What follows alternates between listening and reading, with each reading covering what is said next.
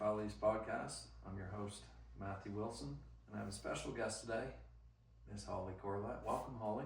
Hi, thanks for having me. It's a pleasure. Yeah, I'm really excited.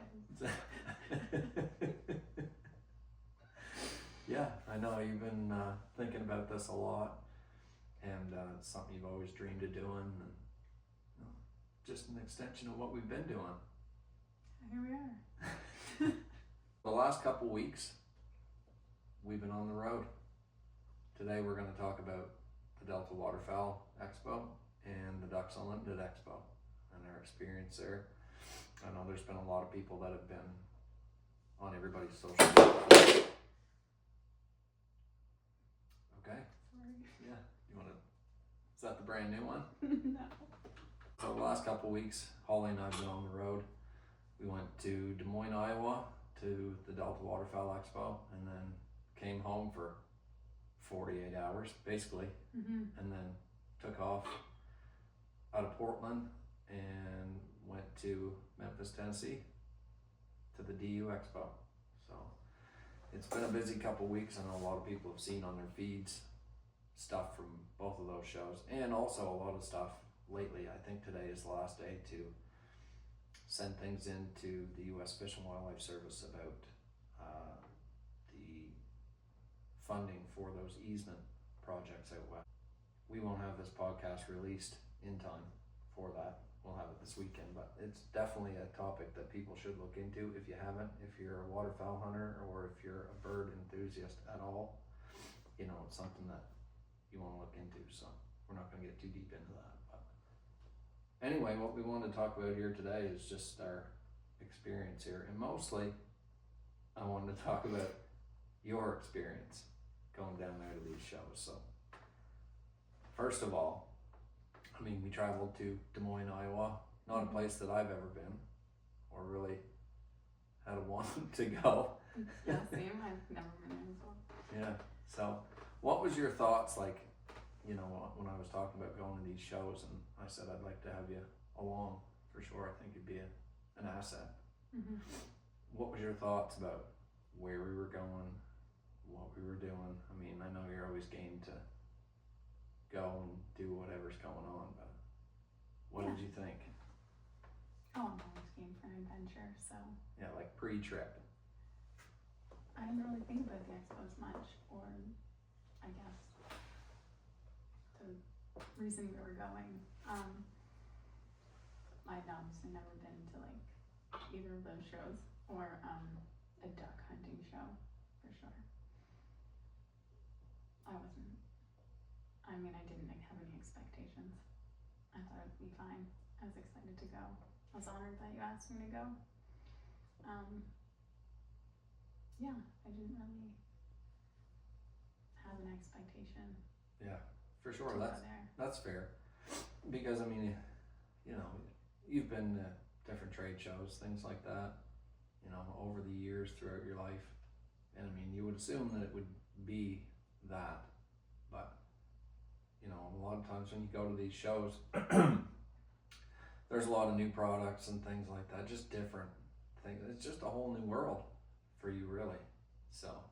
Yeah, I mean, the first thing I did was Google the nearest donut cafe where we were staying. Essentials. Yeah, so I was all set once I knew there was a few of those, but yeah, I was up for whatever we were going to do. I didn't know really how those shows go. Anything I go to is usually like medical and educational. It is nice to go to something different. Obviously something you're passionate about, talk about a lot. Yeah. What did you think about Des Moines? I don't know. It was obviously a ghost town. Yeah. There was nothing going on. So strange. Like for anybody that lives near that area, we were just blown away. Like we flew in what, Thursday? Yeah, in the day. We drove through the town in the day. And there wasn't a person around. Yeah. Every parking garage was empty. There was no one on the streets. I guess that kind of, at first when you pulled in, I was like, what is even going to be at this expo if there's not even a person here attending? Yeah, it was a little different, wasn't it? Not being from there, I mean, we have no idea what to expect. And rolling through the city, we just, I don't know, it's a bigger city center. You would just have assumed that it would have been busier on a Thursday. No, I said, well, maybe hard to say what's going on. It'll probably be busy on Friday, but it wasn't, was it? Yeah, there was nothing. There was no activity. I guess having those discussions as everybody kind of noticed the same thing. I also was unaware of how many hunters were down in that area and how duck hunting is a big thing in those states, so I did learn a lot there. Yeah, so we landed, we got there, we got settled into our hotel. I mean, definitely. I mean, we can spare the details of the 24 hours leading up to that. Oh yeah, we shouldn't actually. Yeah, I was on death's doorstep as soon as we hit the 95 interstate, which ends right in our town here. We weren't like 3 minutes. 3 minutes, yeah, down the highway. I was like, pull over, I gotta puke. And like some of the pictures that she took with me, where was I, on the plane sleeping? Yeah, I was like dead, looked like I'd been shot from a cannon. Yeah, shot out of a cannon for sure. Yeah, I did not feel good. And I was like, I haven't been that sick in a very long time, so I don't know what was wrong with me. It's like a 24-hour deal, and then of course, she caught it. So we each had a day where we just wanted to die, and basically did. Just our soul left our body. Yeah. 10 hours. But thankfully, Holly's a nurse, an ER nurse, so. And Circle K. Yeah. Has anything you need for $2 a box. Yeah, exactly. Thank God. Because I would have just raw dogged it. I don't know. I would have taken like some Pepto-Bismol and been like, okay, I'm gonna. We did add that into the concoction of meds, but. Yeah, I would have just thrown that in the regiment and been like, okay, we're gonna survive here. But it was rugged. For sure. We didn't get very far down the highway, and I was like, man. When we got to the airport in Bangor, I was like, okay, I feel all right. I took a video of it. I was like, travel log, day 1. Is it? I feel like we put in a whole day. I've been puking and shitting the whole way down the side of the 95. Thank God I brought a nurse with me. Traveler's log. I just left my soul on the side of the 95. If anybody sees it on the way by, just ignore it. But once we just came and went all day, so it was kind of rugged. So I was super thankful that you were there to keep me alive. Yeah, likewise.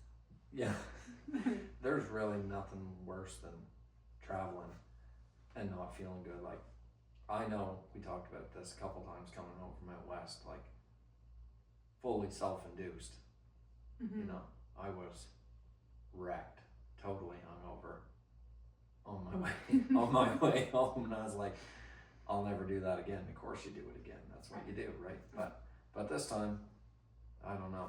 We didn't deserve that. Yeah, no, I don't know what I did, but I'm assuming you got your damage deposit back. I suppose, yeah. I'm not sure. I don't know. I haven't checked. I feel like they probably gave it back to us. Like, thank God they're gone. Yeah. Shut that room down. There's no one in this tent anyway. Broke the sheets. As soon as they open the door, they're like, oh God. Smells like a disease in here. Mm. Yeah, so we started out that way. We didn't miss a beat though. No, we didn't. We didn't miss a beat. I mean, we were down there for a reason. I mean, we were sort of tourists, but at the same time, it was a business trip. And we were down there to, with a short window of time, really. I mean, we put our time in at those shows, but it goes by pretty quick. Mm-hmm. I mean, you only really have one full day. The Friday is always sort of short. Mm-hmm. And Saturday is usually really busy. And Sunday you're flying out, so Mm-hmm. you try to get, the most in that you can. And we put a pile of miles on there, but what I wanted to know out of you, right, first thing, was there anything right off the bat that stood out to you, like any booths, like the show whatsoever? What one of the first things that came to your mind? If you can think of something that you're like, oh, okay, maybe this is what this is going to be. Because I mean, with zero expectations when you roll into a show like that, you know, I thought about you the whole time. I'm like, this has got to be. I know, you said that a lot. Yeah, I did. I was like, this has got to be such a mind blower for her. Like, what is even going on here? Yeah, and I guess we didn't talk about that because you had said that a lot. No, I think all of the booths and all the vendors, I mean, everyone there has like the best products of what's available that they provide. So they all have phenomenal booths and products that they had there. Again, it's not like I've used them, so I don't know, but yeah, they did an outstanding job. For me, what stood out for me was how it really didn't feel that out of place for me, and I guess we had talked about that. Yeah, for sure. It just brought conversation back about, growing up, my grandparents' house, like I just said, it's the Ducks Unlimited and the decoys and all the carved ducks and things, as we've talked about from the recent passing of my grandfather, I guess. Yeah, for sure. Yeah, like that's, I mean, in Miramichi, there's a few projects there, and there was a big one close to their place, so it was just something that you always sort of knew about. Yeah, they were big supporters of Ducks Unlimited, so I guess for me it was more the nostalgia of being there. Like, I wasn't a hunter, but all the ducks and those things were just, it didn't feel weird. Yeah, you didn't feel out of place, like it seemed like a place that you would go. Yeah, that's what I found like the most interesting. Right. For me. Yeah. Was there any booth in specific or any product that stood out to you when you were there? Like anything that, as a sort of a non-hunter, you were just like, wow, that's pretty cool. I don't know. I mean, I was really into like the carved ducks. Yeah. I think that's neat. It's surprising that there wasn't more of that. Like, there was one at the DU Expo, a guy actually sitting there carving, which was really cool. But oh yeah, and maybe I might be kind of confusing some of the vendors or things.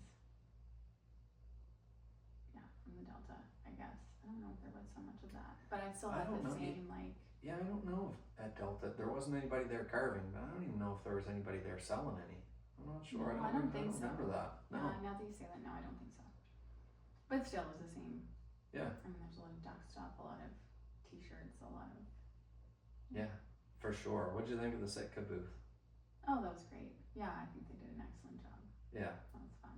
So I don't know if anybody saw. I'm sure a bunch of people saw the Sitka booth at the Delta Waterfowl show. They had basically a place you could go in and you put their waders on and put a jacket on, and you go inside this basically like a shower they had set up there. Mm-hmm. And of course, what they're trying to do is get people to try their new waders on. So you go in there and you take one of those gifts.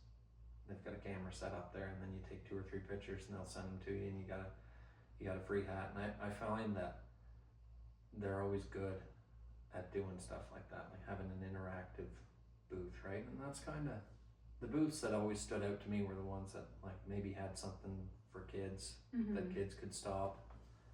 I guess that was one of the things that that show didn't have a lot of. There wasn't a lot of interactive booths, or you might go with your family to support someone or someone else that's in it, but I didn't find that one had a lot of stimulation for anyone that might not be there because they're passionate about duck hunting. Right. But yeah, I think Sitka booth was good. It was fun. Yeah, it's kind of neat. Yeah, they did a good job. It was. Yeah, when you think about that, what it would take to put that together and have that there, it was so simple. They just had one rack of a whole bunch of waders, and then they had a bunch of jackets, and it was just like, they don't sell things there because they want to support their vendors. Like Rogers Sporting Goods was there. I believe it was Rogers, and they had a bunch of their stuff, so they always send people over to Rogers to get it, but they just kind of want to be there. Yeah, I guess I didn't really notice that, but yeah, just to be a presence, Yeah. you know, and I think that's one of the things that's really cool about that. Like, hey, we want you to try on these new waders, but if you want them, you can go right over there and get them. Mm-hmm. And yeah, they're just there to kind of throw out some free stuff and talk to people, and I think that's great. I always love that. So I thought their booth was pretty thoughtful. You know, a lot of people would stop in there. Sure, we'll stop in here and you get a picture, and then they'll make you a hat right there, which people love, and they leave the show with something. So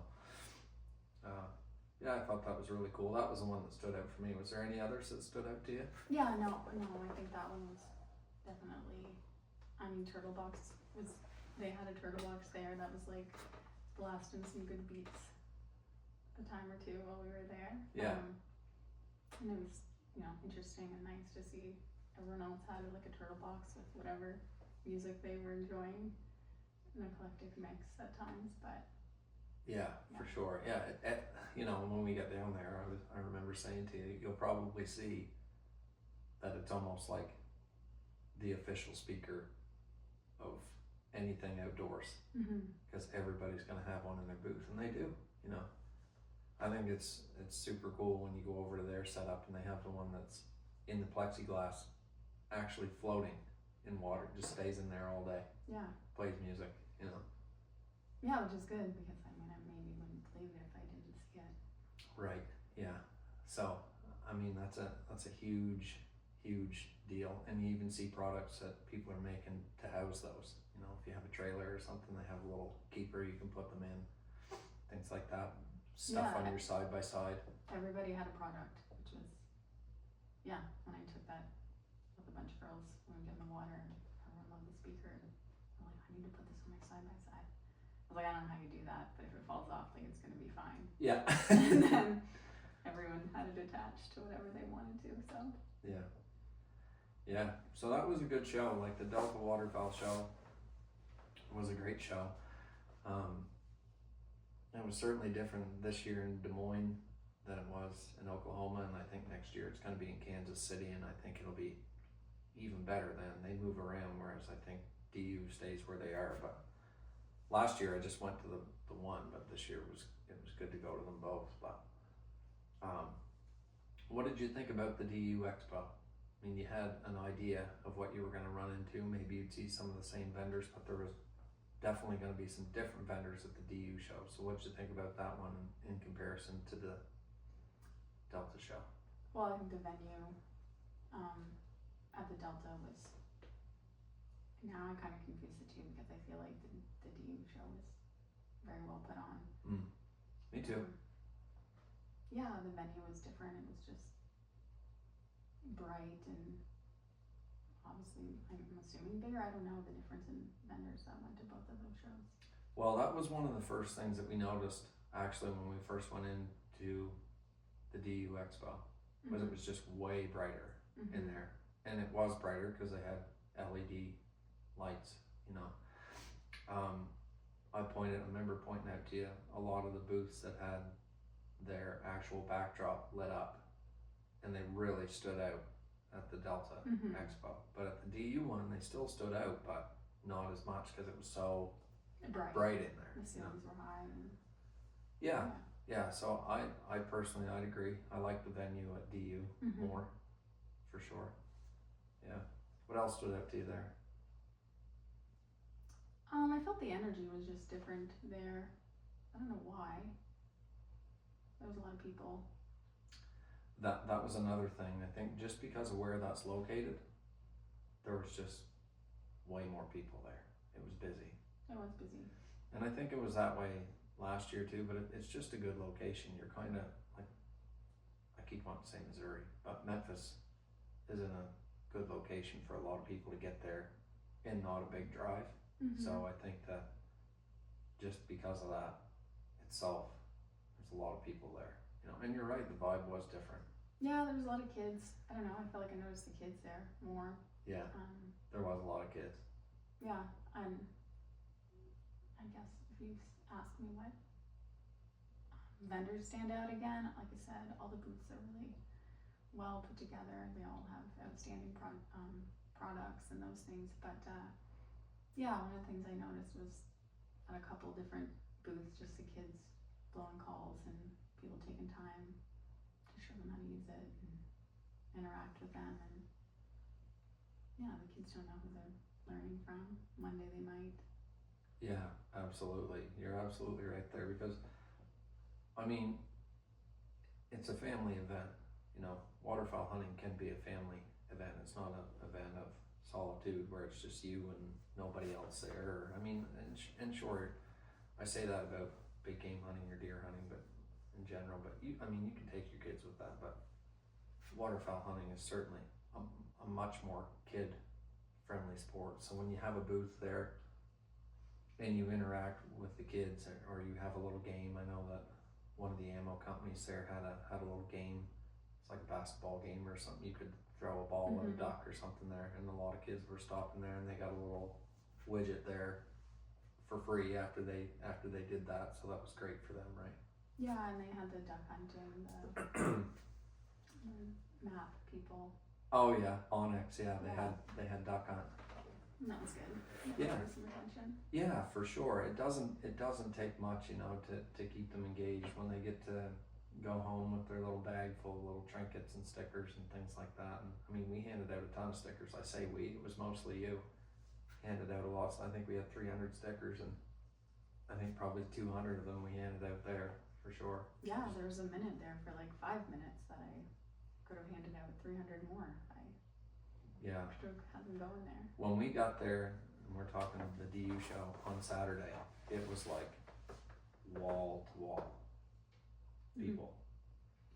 It was definitely Yeah, there was a lot of people. wickedly busy. And there was a ton of space there, so I felt like at the Delta show there wasn't much space. And there wasn't as many people, but Yeah. when DU filled up, like you knew that was a lot of people because there was a ton of space for them. Yeah, and I think, I want to say too, I think that both shows are well done. I think it just depends on if Delta Waterfowl is going to move around. I think it depends on the location, really, because I mean, if you're going to have it in Iowa, there's people that aren't going to drive there and they aren't going to fly there. But if you have it, we'll say we're going to stick it in Little Rock, Arkansas, or somewheres in Louisiana, you know, I mean, there's a lot of duck hunters in those areas, and they're going to consistently show up. They know it's going to be there, and other people are going to drive. So yeah, I mean, I don't know the geographical location of who's hunting where and where people are coming from, but definitely people drove to go to the DU show. Yeah, there's cars from all over. Yeah, no question. So I think, you know, and it might sound like we're trying to dog on the Delta show. We're not. We're just giving our honest opinion on the two, and I think a lot of times that's just what it comes down to. Geographical location. If you're gonna have a duck hunting show and you have it in the heart of an area that's close to a lot of duck hunters, obviously people are gonna drive there and come to it, you know. So I get the fact that they want to move it around. I understand why they're doing that. I just think probably if you kept it in one of those locations, the people that really want to come to that are going to show up, you know, consistently. Yeah, I mean, and we live in a day and age where people can get their products online. They're going to the show for a reason. Yep. It should be entertaining. Yeah, I guess. Like, for sure. DU had presentations and just a lot going on, a lot for all the people that went. Yeah, I thought one of the things there that stood out to me was the podcast stage that they had, and then they had a little trailer that you could, I didn't know this before we went, I know it now, but you could basically rent time. Yeah, I would have recorded this here if I knew that was available. Yeah, you would have rather done it down there. Yeah, I think so, yeah. Yeah, I can tell. Next year. Yeah, next year. For sure, right in the middle of it. Yeah, so I thought that was a really cool thing. They had like a little travel trailer that was set up as a podcast booth. They had everything set up and ready to go there. You just had to basically get in, do your interview, and you could record it, the audio, and then do video as well. It was pretty sweet. And then they had a podcast stage that they had stuff going on all the time too, so that was really cool. Yeah. And then Purina had the big dog stage. Yeah, also had something going on all the time. Yeah, and it was packed. Delta had that last year. They didn't have it this year. I was very surprised that Yukonuba wasn't there to do that, because they had a stage there last year and they had quite a big setup, but this year they did not. I'm not sure why, but one of the things about it is most people can agree that even if you're not a duck hunter, you can appreciate dogs. Mm-hmm. And a lot of people do. So when they're gonna do like a seminar and they're gonna have a dog up there, it's pretty family friendly. Like there was a lot of people last year at Delta that watched the dog stuff, because there was a seminar going on all the time. Yeah, so. those seats were full, the benches. Yeah. There with Purina was there? Yeah, Purina, yeah. Yeah, they had a huge booth, Mm-hmm. so. Yeah, I thought that was pretty cool. Just their booth and the like grass stage that they had, and you could tell that it was sort of cushioned, it was safe for a dog. Like it was really well done. Mm-hmm. Huge attraction as soon as you come in the door. And I mean, the thing about that one is there was one main room and then 2 other rooms that were full. And the hallways. And the hallways, yeah. So it was big, for sure, and well done. I would definitely say it was certainly well done. But the for that show, the Purina booth was the one that stood out for me, just because I thought the stage was really well done with the artificial grass on it, and the screen that they had there. Adam Campbell from Campbell's Hillside Kennels, they do the Doghouse podcast. If you haven't listened to it and you're a dog person, you definitely should, because it's really good. They talk about all things dogs, but mostly retriever training, so it's really good. But just to have that stage and the way they had the seats set up and the seminars that he did, it was just super well done. Really made that whole thing look legitimate, Oh yeah. to me. Yeah, I would agree. Yeah. Yeah, the presentations were good. I mean, we went by I don't know how many times, but it was always good information. We'd stand there, get caught there for a while, just watching that. Yeah, you're a trooper. Yeah, it was enjoyable. I mean, we were there to network with people and do business and see old friends and meet some new ones and continue conversations that we had at the Delta Waterfowl show. Because I mean, we're a long ways from home when we're down in those places, but I mean, if you're going to do business with companies through Waterfowl East, you have to be there. Mm-hmm. And meet these people. So we did meet a lot of people, and you met a ton of people. Yeah, which is great. I love meeting people, so I was all in on that. Right. I figured that you would appreciate that. Was there anybody or any conversations that stood out to you over that time? I mean, we did. Besides the embarrassing one, I don't know where we went. Minglewood something, where the band was. Oh yeah. And the guy with the hair, the shampoo guy. Oh. I feel like that one. I did say that we would forget it. It was awkward. That was awkward. Ryan Yarnell. God, I thought he knew him. Yeah. Yeah, I wasn't quite sure what was going on. I thought he did too. He was so persistent. Yeah, for sure. Yeah, I think he was just hammered. I don't know. We can give him the benefit of that. But I guess. Yeah, poor Ryan. yeah, I don't know, 56-year-old man. We'll say 50. Yeah. Came up to him asking about his flow and how he makes it so good. Yeah. What do you do to your hair? He's like nothing. My hair? Yeah. What do you wash it with? And he kind of looked at us and looked back at him and he's like, I don't know, man, like shampoo. No, like what kind? He was like persistent to figure out how he did his hair and what he did to it. Yeah, Matt and I looked at each other, or you and I looked at each other. I was like, is this a joke? Do they know each other? I thought for sure. I was like, he's got to know this guy. Yeah. So I mean, that conversation really stood out. Yeah, I bet. It was Pantene, I guess, they used for his hair. Was it Pantene? I thought he said Head and Shoulders. I don't remember. Is how much I was paying attention. I couldn't get over the fact that Buddy was just grilling him about his Well, I hair. feel like he said it like 4 times. Yeah, his And poor then wife. The guy said it again, and I'm just like, I don't know, man. Like, Yeah, I I'm don't know not giving you the answer you want. what do you want from me? Yeah. Yeah. And then they parted ways, and yeah, it was awful to watch. And train wreck. Yeah, he probably should have signed his tits and got it over with. I think that's maybe what he wanted.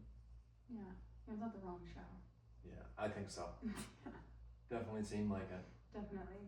Yeah, yeah, yeah. So every one of these shows usually has a party like Friday and Saturday night that different companies sponsor. And they'll give out our bands too. They'll be like free beer and stuff like that. They give you beer tickets, and yeah, it's usually a pretty good event. So they had a good band there. It's fun. Yeah, it was great. Once we got in, good Lord. Yeah, I mean, we almost had to go to Applebee's or something. Yeah, really. Somewhere. They definitely want to see your ID, physical ID down there. Can't see a picture. So, lady at the door was taking her job quite serious. Anyway. Yeah, we got in. We got in, thank God. I wasn't able to have any alcohol, but you were. First time I ever bought alcohol for an underage drinker. Yeah. I'm like, you can see my license right here. She's like, I'm not. She put 2 big black X's on my hand. She's like, oh, state law. I'm like, okay. Yeah, awful, but it was good. It was a great, I don't even know the band's name, but they did a really good job. Yeah, they did, yeah. We had fun. Yeah, it was a good time. Yeah. So that question, the conversation that stood out beside that one, yeah, which has really stuck with us. Mm. I don't know, I feel like everyone was so interesting to listen to. Everyone had tons of information, hearing stories of, successful hunts. Most of the stories were unsuccessful hunts and just things that have happened and what everybody appreciated, or trial and error, I guess, as people talked about different things. Everyone had something to add. All the conversations kind of went that way. They're all super authentic and personal. I didn't feel like anyone at any booth was really trying to sell products to us. I guess the conversations we had, people weren't like that. Mm. Yeah, just a lot of... Yeah, a lot more friendship based. Mm-hmm. Everyone had stories to tell. And people are always interested in where we're from here. Yeah. What we have to offer, because it is so very unique, Yeah. Canadian mist, is it? Canadian mist, yeah. Don't ask. Showed up at the show this year and they're like, we're all calling you Canadian mist this year. For no particular reason. Or none that they wanted to tell you. Yeah, it's a good time. Yeah, all the conversations I felt were like that. Everyone was a professional at something, and that was spearhead the conversation. But yeah, ultimately it was just the hunt, the culture, I guess. Yeah, was what it came down to. Yeah, and for you, like you said, everybody was like a professional at whatever they were trying to sell there, or whatever they were doing, and some of those people were, people I've met through contest calling, or some that I had never met that were pretty big names in the industry, but to you they were just people, right? Yeah. So, which was great, and I thought about that dynamic, like how different that would be for you. Like I'd never met Fred Zink before. Always kind of looked up to Fred Zink, thought, he's kind of a leader and manufacturing different products in the industry. It was great to meet Freddie and talk to him, and I appreciate Paulie McKinnon, you reaching out to him and letting him know that I was coming. Paulie, you beauty, thanks very much. But not only him, lots of other people too. It was just great to meet those guys and have conversations with them, and talk to them about their products and about what I had going on.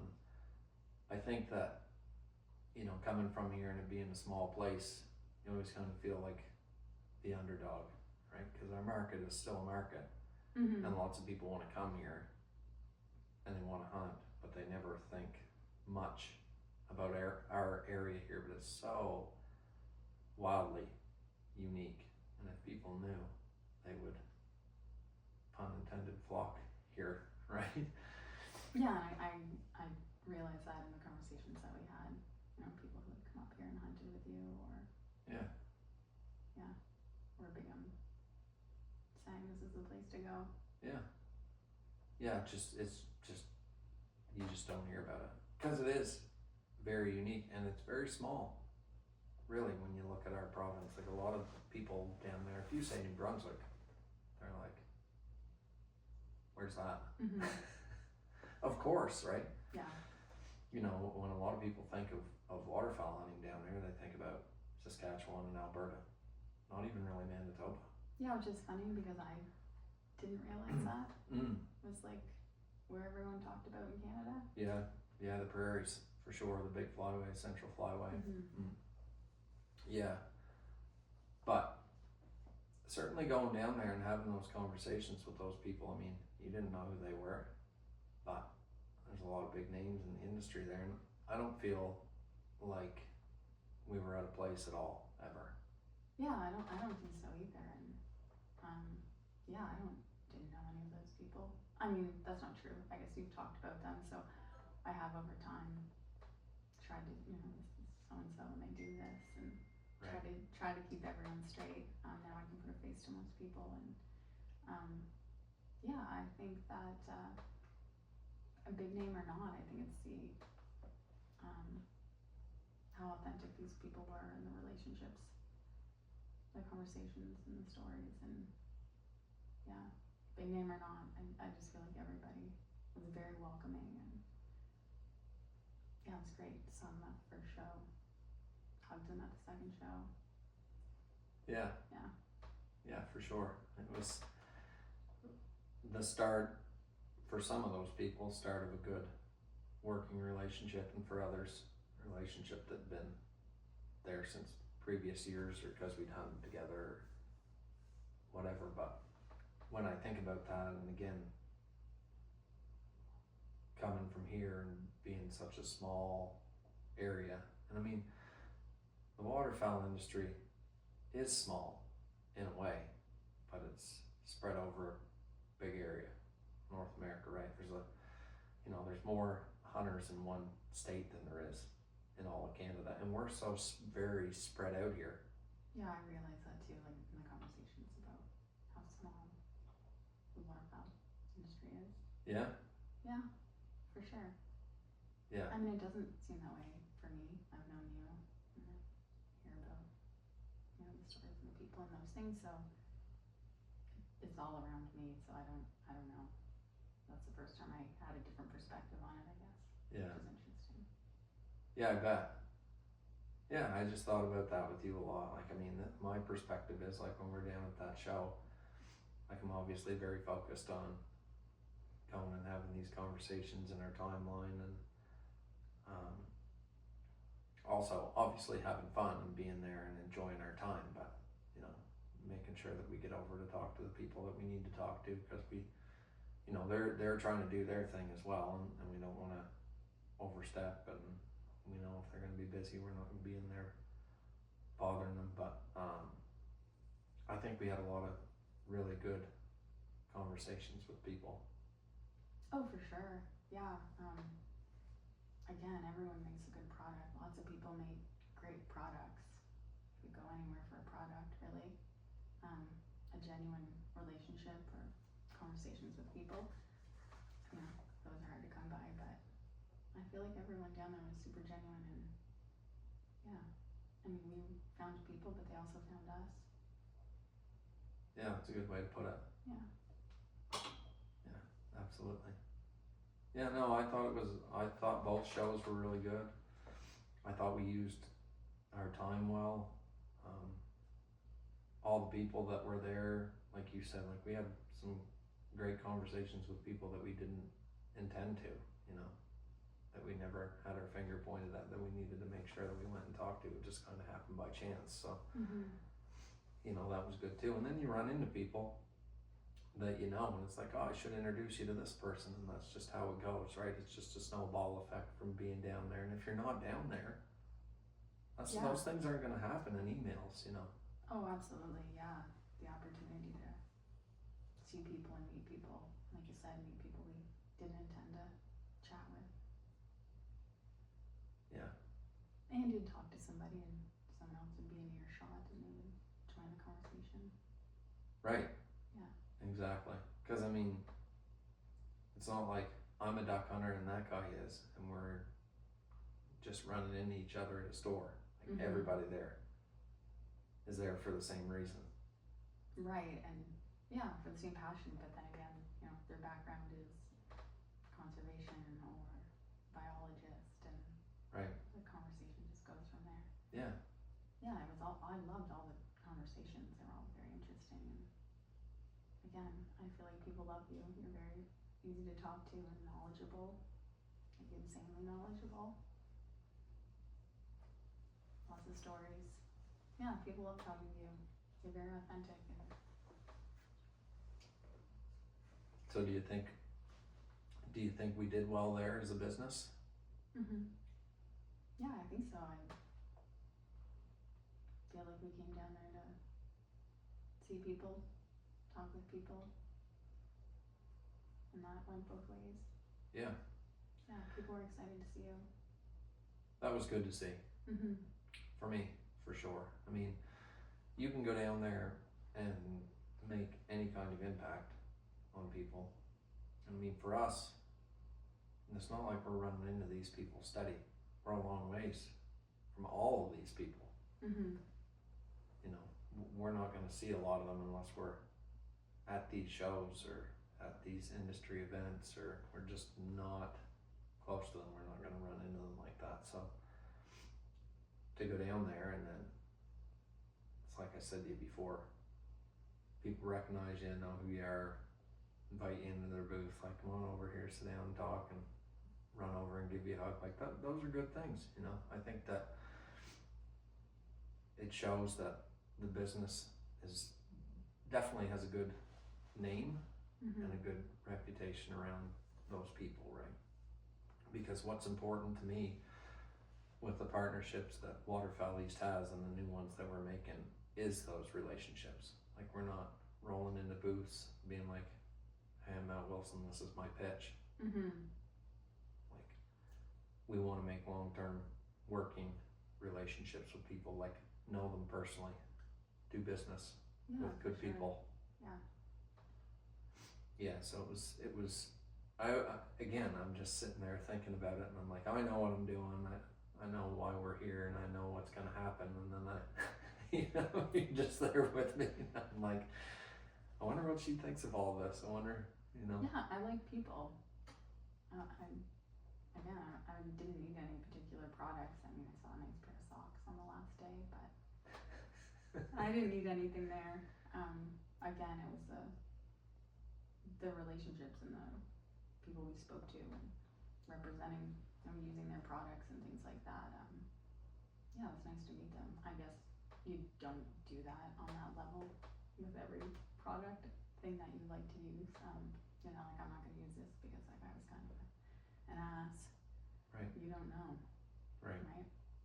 But yeah, you want to use good products, and like, everybody makes a good product. But right, yeah, and for us, like, when you're in this sort of a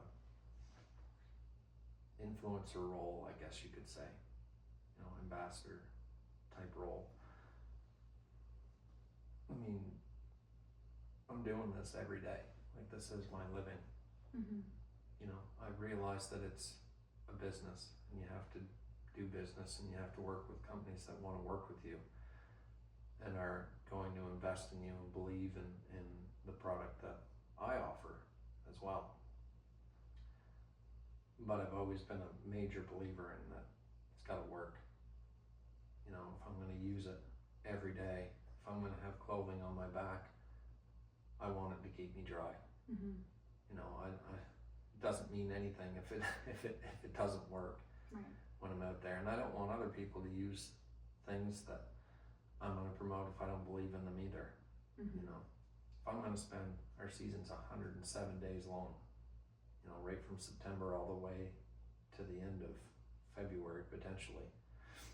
And I mean, there's a big difference from what's going to happen 3 weeks from now to the third week of February. Those are two very different times, Mm-hmm. especially bobbing around in the Bay of Fundy, out in the middle of the ocean. So I feel like you guys had your shirts off. we did, Yeah. at one point, yeah. And then the next day it was probably the worst day I've ever spent on the water. Right. Brad was sick, you know, he's batting down all the hatches, big waves, you know. Yeah, it wasn't a tarps off ride that day. It was not a tarps off ride that day. Yeah, so the weather can be a little wild here sometimes, but just because of where we are here, everything is so diverse. Like, what we use it so much it needs to work. Mm-hmm. It can't just be a throwaway item. And that's right from the clothing that you wear to your guns, excuse me, to your ammo, like everything, every part and piece of, as a lot of my friends and wherever in the military say, your kit has to work. It's a building block. You're not going to drag it along if it doesn't help you out in some way, shape, or form, because, you know, it takes a special type of person. Like I was saying to Jeff, there's a lot of days, like when you're 45 days in and it's rugged outside, I don't want to be miserable. I want to be comfortable, and I want my stuff to work, and if I have clients, I want it to work for them too. So, you know, when we build these relationships with people, it's because we believe in what they have, and I think they know that, and I think because of that, they see our authenticity and know that the product that we're going to provide back to them through media is going to be solid. Yeah, and I think that was interesting. Obviously, we had some of those we had those conversations with everybody, but seeing that and talking to people while they're talking about their products and how many times they did, you know, tried the same thing or used Terry from Mojo when he was talking about his product, and just to see the amount of effort and time and experience and how that makes those products so good. I mean, I don't use those products every day, but I would, because you know they're selling you the absolute best thing that you can come up with for what you need to do when you're hunting ducks and those things. Like the engineering and just the thought and the amount of hours and time thought into like every little piece, and you know how the decoy goes together in two parts, because and everybody talks like that with their products. You know, we did this, and I spent 7 years trying to figure out how to make this better. Like, you know, it's for somebody who uses it commercially. You know, you expect to buy things and probably they wear out quicker and you buy them again. But for people using it, you know, that maybe don't have a ton of money but still have that passion to buy products that are, you know, expensive, but to know that you're gonna have it and it's gonna work. It's gonna work. When you push the on button, it's gonna work. Yeah, like that was crazy hearing the stories. Like, and again, you talking with Corey at Tangle Free about like the dog blind. Yeah, and he was like, yeah, I guess. I mean, I didn't think of it for that reason. Right. We talked about, so Tangle Free has a new dog blind, which is great, and one of the things they did was they made it a little bit taller, and Corey and I talked about that, and I love Corey. He's a great guy, you know, just super stellar, authentic. You can just tell. I just love when you go into a booth and somebody has a product there, and you can just tell that they're super passionate about it. Like pumped about it. Like, I've used this, and yeah, we've got this new thing. We're really excited to share it with people. You know, because we know that it's gonna really make their experience when they go out hunting better. Yeah, for sure. You know, and that's the right outlook. So I really appreciate that. Yeah, so they made it a little taller, and I'm like, here's one of the things that people don't think of. Corey and I talked about that. I was like, when you make that taller, it makes it so that my dog doesn't have to limbo to get in there. And it was always the thought that when we hunted in layout blinds, you wanted your dog blind to be low profile, so that you didn't have a high profile at all in the field. Your layout blind wasn't high profile, your dog blind wasn't high profile. But for anybody that hunts any amount, we'll say, it doesn't matter. You don't have to be an outfitter or guide or anything like that. You can just be somebody that loves to hunt. If you're gonna hunt a lot, over time, the fact that if you have a low dog blind, the fact that your dog has to sort of get down in that awkward limbo position to crawl into the blind and hits their back every time to go in, that's a lot of wear and tear on your dog. And we have to think about that if we're going to be advocates for our dog's health and if we want them to be around for a long time. So when they made that taller, I thought to myself, it's such a small change that's going to be so much less wear and tear on my dog. Mm-hmm. And when you think about, okay, well, maybe people won't like it because it's going to create a bigger hole, and it'll be sort of a black hole. You can cover that over with grass. Like, it's just the little changes like that over 300 times of your dog going into that blind this fall, that's going to make a difference, because it's an awkward position if the blind is too low. I've seen it happen. I'm like, that you'd be better to have that blind off the ground a little bit so your dog can go straight into it. And sometimes if you're not doing it a lot, people don't think about that. That's a huge change for me, and that was the first thing I said, and we had a great conversation about that, didn't we? Mm-hmm. Yeah, so that was really good, and I just appreciate anybody that comes out with new things, that they're always trying to tweak things and make them a little bit better or make it a little more user friendly. It's just like the blind, like the panel blinds. Yeah. Like, man, it'd be awesome to have some sort of system, like a little pocket system in the front that I could put when I'm guiding, especially, or anybody, that I could put a coffee in or put my transmitter in for my e-collar or whatever little tool that I use, so that I don't have to put it on the ground. Mm-hmm.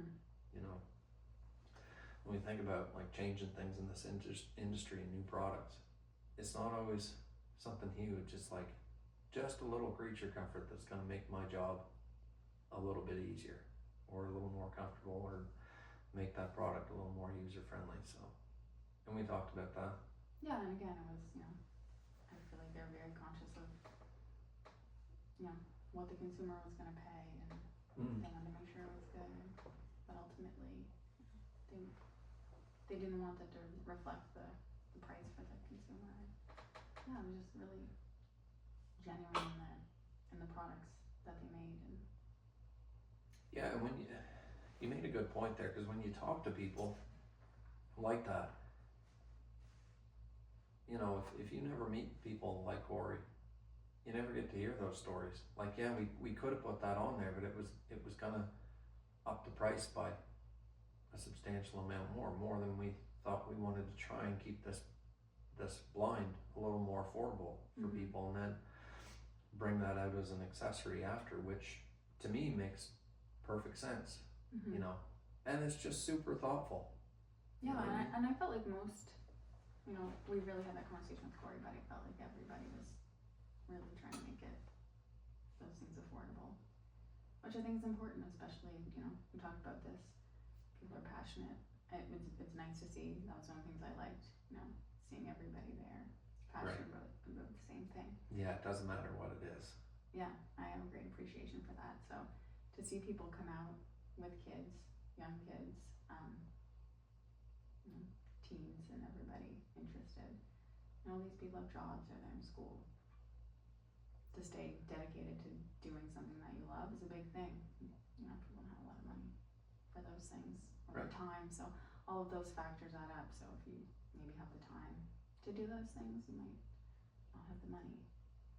Yeah, for sure. And if you're going to spend money on a product, you want it to work and you want it to be as affordable as possible. You know, some products are going to be more just because they're more, Mm-hmm. and it doesn't mean that they're not good. They just have to be more for whatever reason, manufacturing, whatever. Right. I never got the feeling off of anybody there whatsoever that it was like, yeah, we make this for like $2, but we're. No, I felt like everyone was like, yeah, I struggled like this when I was 15. I never wanted to do that again. Now I have this product. Yeah. I want everyone to use it because it's going to just improve your hunt that much more. Yeah, and I could charge. I'm never going back to laying on the ground, or I'm never going to be cold again, ever. Yeah. Here's this product. Right. Yeah, totally. Yeah. No, it was really good. Just to hear people's stories like that and talk about why we use what we use and where we're from and the area, you could tell that people were, as I like to say, actively listening. Yeah. Very interested. Yeah. In where we came from. Just that alone. You know. So yeah, I thought it was good. I thought it was really good. One of the things I wanted to ask you, just in general, like, do you have anything that stands out to you as one of your big takeaways? It could have been anything. Could have been like the conversations that we had, or. Yeah, no, I guess again, my biggest takeaway is just the passion that everyone has for the sport. And again, like you said, with the products and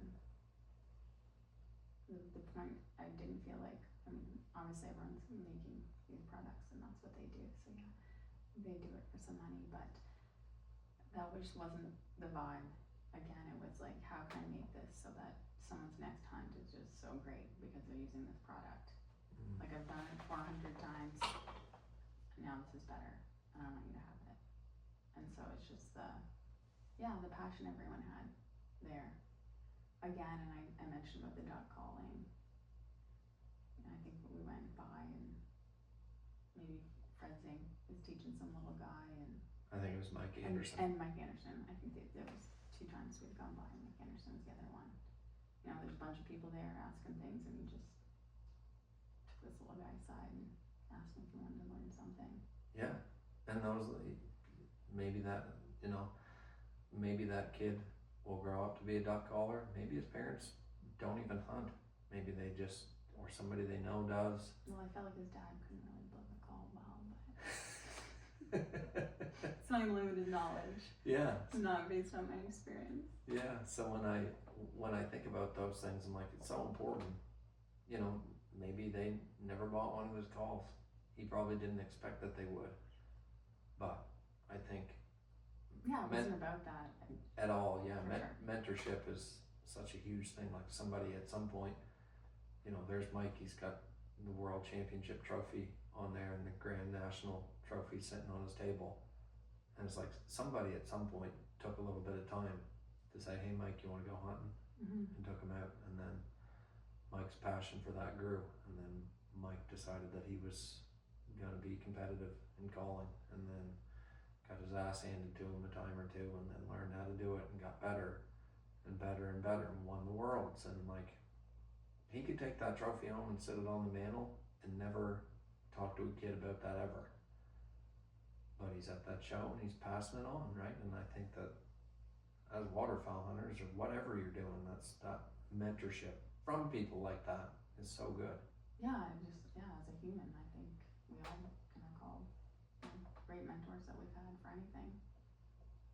Yeah, no question. Yeah, for sure. I say that all the time. I mean, I've mentored a lot of kids for hunting, and I'm like, hard to say if my grandfather wouldn't have taken time to take my brother and I out. Like, would I be sitting here at this table? Would I have these ribbons on the wall? Would I be doing this stuff? Like, would I be as passionate about this? Like, again, I say all the time, like, I don't remember a time when I didn't want to do this, ever. Well, I feel like you share a lot, your appreciation for the mentors and people you've had. Whenever there's a story, you know, no like, question. oh, this person. Yeah, absolutely. Still to this day, yeah, absolutely. I'm always going to be a student of this game, always, with all of my passions. You know, I don't have these because I didn't have any help, Mm-hmm. you know. Yeah, there's not a lot of people right in my immediate area here that could have helped me, but I've had some great mentors, you know, with the dogs. I mean, Walt Vesey, Jim Peconka. Congratulations to Walt Vesey again. For anybody that knows Walt, he just won an open field trial and in Moncton, and ended up getting his field champion title on Trooper, so which is my dog Memphis's father, and has also sired a lot of other puppies. So I know he's worked really hard, gone away for several winters down south, and you know he's had good mentors too. And yeah, there's a guy that's super passionate about what he does, and has always been willing for those that are going to put the work in to pass on his knowledge, and is a big reason why my wall looks the way that it does. So people like that are super important, and I don't think that I think it's important for myself. I've always felt the need to pass on what I know for anybody that's wants to get involved. That's how it works. Yeah, you can see that. Yeah. I enjoyed that. Again, I don't know anything about duck hunting. Only one person asked me how often I hunt, which was good. Like as soon as we got there, the first person we met, I think it was Calmer. Yeah, it was. Yeah. That was great. I was like, this is gonna be all weekend. I know. I was like, we're 6 seconds in. I'm gonna have to come up with something good, like an AI video. Yeah, I'm like, nobody knows you. You can say whatever the hell you want. I know. I'm just not a good liar. Yeah, that's good. That's a good trait. Yeah. One of the things I love about you. I was gonna have to come up with something though. I was like, if I get another one or two of these asks. Yeah. I thought, overall though, I thought both the shows were good.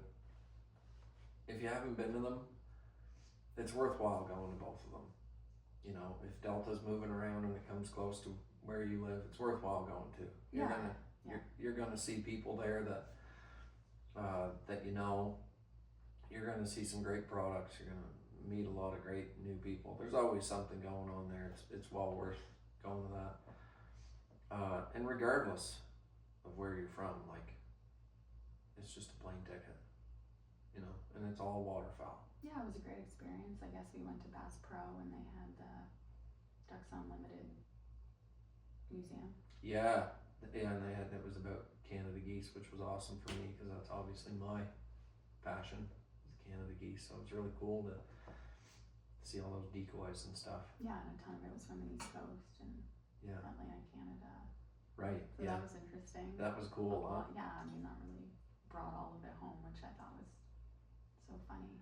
Well, and I mean, you have roots in Massachusetts, which was really cool. I know that about Mass, like, and New England, that there's a lot of all the way down the East Coast. I mean, obviously Jeff Coates down around Maryland, his area, there's a lot of carvers, and Jeff's a wonderful carver himself. But to see some of those decoys and it'd say wherever they were from in Mass, and you're like, oh yeah, I've been to the beach that's like right beside that guy. Yeah. No. Yeah, and just the decoys themselves, like that, they were set up outside selling whatever, antiques or they're calling them antiques. Yep. Yeah. Yeah, for sure. Vintage. Yeah. Yeah. And I mean that obviously that plays a part for you because your grandparents were into that, but that makes sense being from where they're from, right? There was a lot of carvers. You know, if you had decoys, you made them, and that was just what the old guys did. Everybody had a shed, they carved decoys. Yeah, it's like, I just found that really interesting. Again, I didn't expect that. I knew we were going to go there, and someone had mentioned that was the museum there. I didn't anticipate that, but again, it also kind of went full circle with, you know, I didn't know that my grandmother hunted birds, and then you and I had a great conversation with my grandparents months ago, and my grandmother told all these stories, so this is kind of, like I said, very nostalgic for me. Yeah, just commonplace. Oh yeah, You're like, really? Yeah. Yeah. We had the dog, whatever his name was. Yeah, the one that ran all over the name. In the school and stuff. That'd be a great kid's book. Yeah, Yeah, that was so good. So yeah, it was good. There was a lot going on. Yeah. And when we talk about carving, that's so cool for me too, because it's very much like a coastal thing. Mm-hmm. Like, it's not to say the people at West didn't carve decoys, because I'm sure they did, but I didn't see. No. I don't think I saw any in there that weren't from like the East Coast. Mm-hmm. Yeah, New England, all down through there. Yeah, super cool. I just love that, and I've always said that about like waterfowl hunting in our province. The history is coastal. It's not here. You're not going to find, like, I mean, I'm 41 now. I've been hunting here my whole life, and when I was a teenager, there was 3 or 4 groups of people that did it. Like, you're not going to find sheds full of old carved decoys here at all, ever. No, and there's just something about that coastal vibe. I mean, you don't always see the duck decoys, it's buoys. People go wild for old buoys, and you see those for sale everywhere along the coast. It's just... Yeah, it's a thing. Yeah. It's definitely, it's like you said, it's the vibe. I mean, that makes sense, because that's where people lived, right? Mm-hmm. Lived close to the water. It was a travel corridor. That's just where people were. Yeah. But here, that history isn't as thick. So when I see that, and we go to that museum, and it's like, we're in the South, we're in Tennessee, and all these decoys are from like Mass. Nova Scotia. Yeah, home. You know. Yeah. Yeah, and the video they were playing on TV was filmed in PEI. Like, it's just so cool. You know, the history. I love the history of it. So that was really cool to walk around there and see all that stuff, and the fact that it was about Canada geese.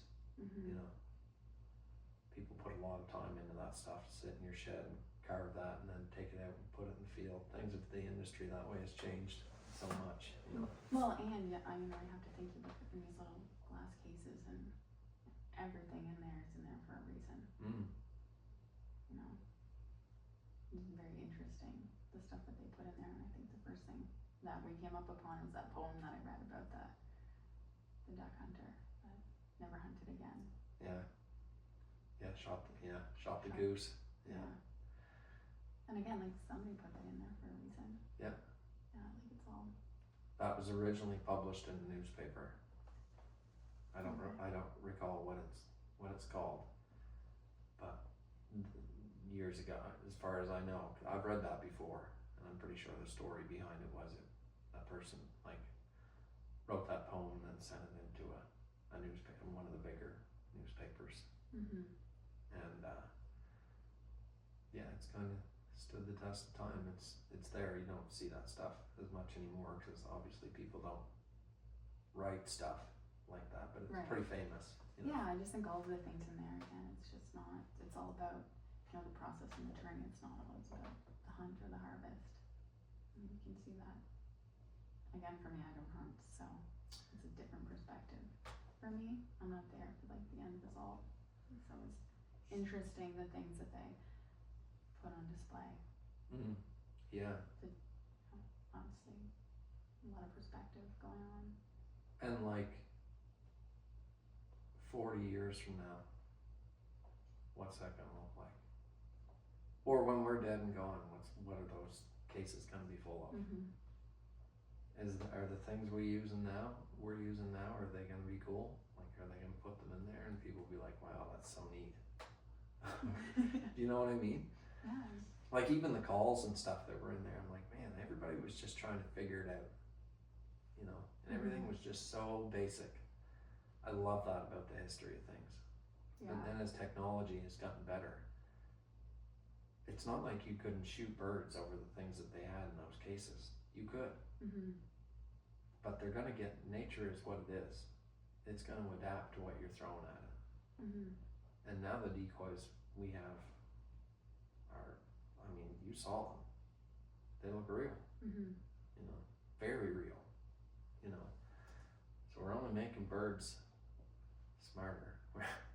The industry is making things for the people. Right. You know, obviously we're trying to be more efficient for sure, but we're definitely making birds that much smarter for sure with the gear that we have now. But regardless, I don't think it's going to be as cool. Now I look at the stuff that I use, and then I look at somebody like Jeff Coates, who carves his own decoys. He's got the Scoter Zillas that he's running, and he always hunts over his own decoys. He makes his own rig, and I think that, you know, that's sea-duck hunting.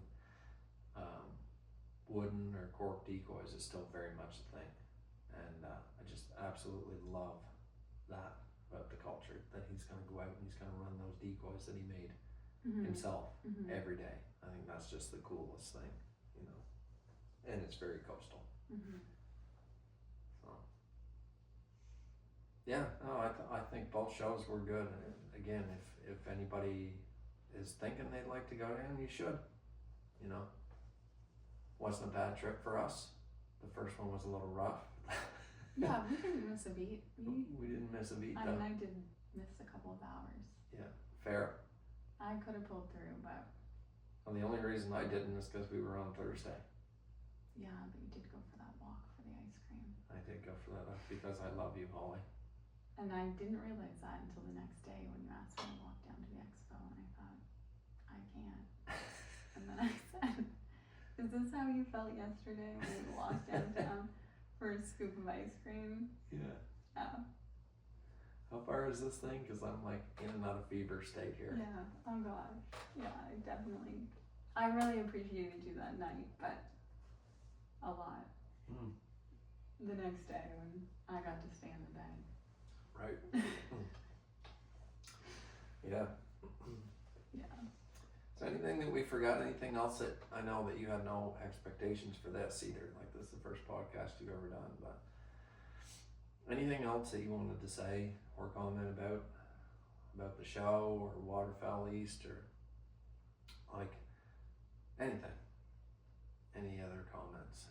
I don't know, I guess the only other thing that I think about that stood out was the discussions about conservation. I feel like that's often a conversation on its own when people talk about, you know, conservation projects and things like that. But yeah, I mean, I guess it's hard to be a duck hunter if you don't have ducks to hunt. That's right. So 100%, it's that simple. Yeah, it's that simple. Sorry. So yeah, it was interesting to hear people talk about how migration is and where this, you know, money needs to go and how things need to work, and how over time just hearing people talk about, you know, flooding fields and where the birds are doing, and I mean, I find migration very interesting, but it's you know, it's cool to hear, but also, you know, everyone is passionate about the conservation because they need to, you know, very important. Yeah, absolutely. I mean, no hunter is out there saying we want to get them all. We want them to be here for generations, because obviously people before us did the work as well, you know, and a huge part of where money goes is conservation, in building habitat and maintaining habitat and keeping a place for these animals to go. And for not only us to enjoy, everybody. Like hunters are the ones putting money into conservation. Yeah, absolutely. And if you go to a marsh and you're a bird watcher or whatever you are, like if you're there, you know, you can thank a hunter. Absolutely. Most times, you know, that we're the ones putting most of the money out there for that. Yeah, sure, we love to hunt. We're never gonna get them all.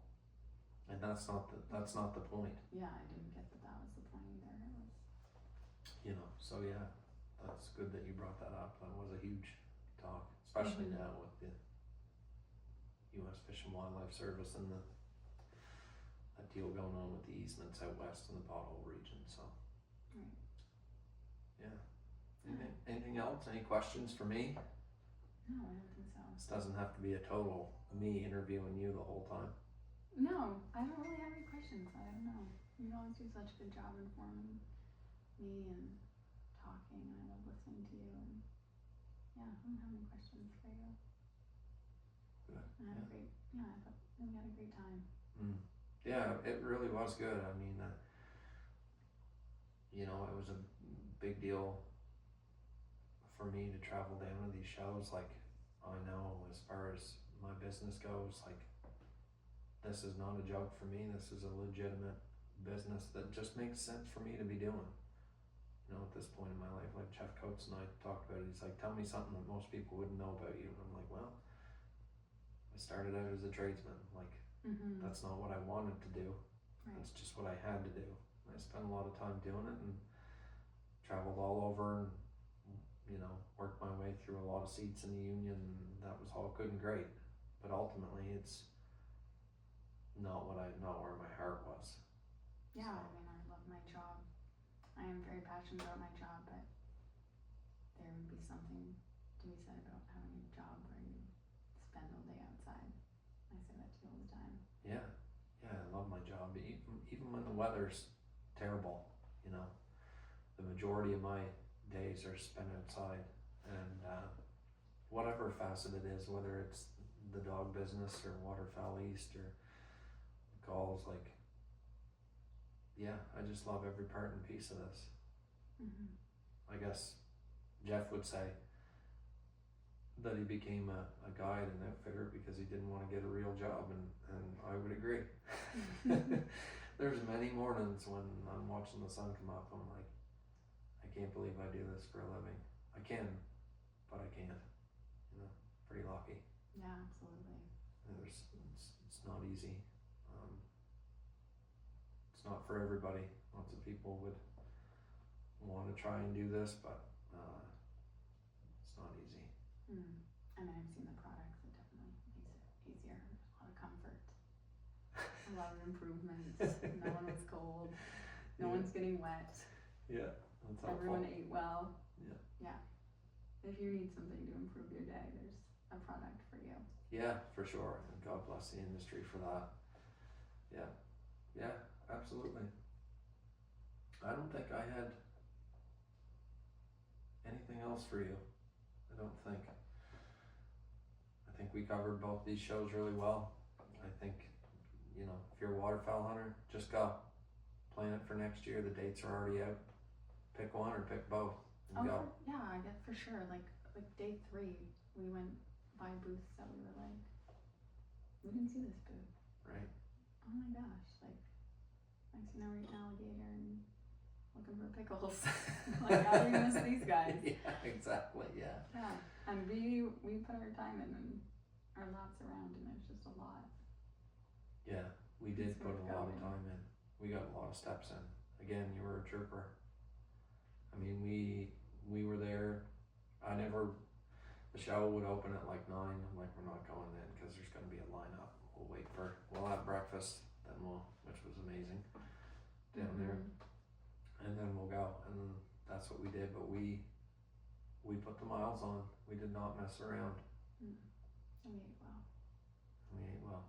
Yeah. So God bless you for hanging in there. I'm sure. I wasn't hanging in. I had a great time. Oh yeah, I know you did. That's great. But I appreciate that from my perspective. Yeah. Right? It was really good. Did a great job. Go and do a duck hunter shows, I should say. Would you go again? Yeah, of course I'd go again. Yeah. For anybody that's listening to this, we have lots coming up this year. A lot more podcasts coming out. We have another one that we're going to do. We're going to talk about bears because we had a busy bear season. We're not going to talk about that today, but we probably are going to put in a little bit of time this fall. I've never done that before, but we had a great time.